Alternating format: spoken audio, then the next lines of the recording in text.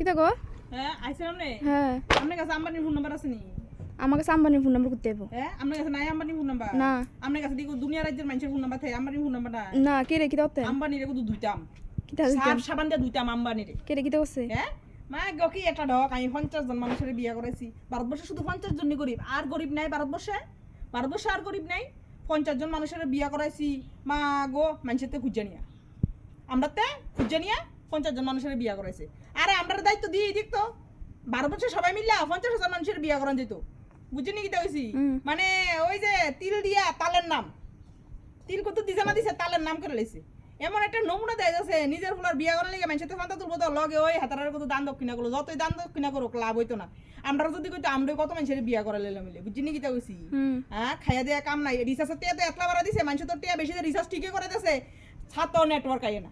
বুঝিনি? আর এই জিওর দেখা দেখি মানে জিও কোম্পানি তো হুলা বিয়া করাইছে, এয়ারটেল কোম্পানি কি মাইয়া বিয়া করাইছে না কিতা বিয়া করেছে ভগবান জানে। জিও দেখা দেখি এয়ারটেল নাচানাচি আনবো গেছে ছাগলের 3 নাম্বার বাচ্চার মতন। জিও তো হুলা বিয়া করে নাচতেছে, এয়ারটেল হুলা বিয়া না করেই নাচতেছে। হু দরিস আছে দাম বাড়াই দিছে, নেটওয়ার্ক তো সাথে হয় না। এটার ধৈর্য এমন দুনা দেও একবারে আশ্রয় আশ্রয় হালাইয়া বিএসএনএল মাথার উপরে এখন। বুঝিনি কিতা হইছি? এলিকা কইছি হুন নাম্বারটা দেন, আম্বানির কুদুর হুনাইতাম দুইটা কথা।